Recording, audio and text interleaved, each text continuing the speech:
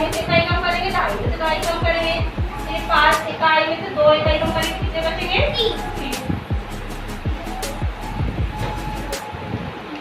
अब 1 ढाई में से इकाई कम करेंगे तो वेरी गुड। हम कितने बचे?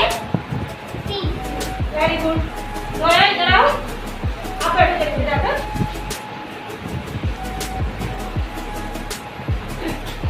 जोया ये गिनो, ये कितने कलर कितने होती है, कितने कलर की होती है, कितने होती है गिनो? 1 2 3 4 5 6 7 8 9 10। Very good. अब 10 में से हमें 4 कम करना है, 4 कम करो। 1 2 3 4। 4। अब कितने बाकी बचे? देखो तो गिनो कितने बाकी बचे? 1 2 3 4 5 6। Very good. इस तरह से हम तफरीक का अमल करते हैं। Very good. बैठो, कामरान इधर आओ।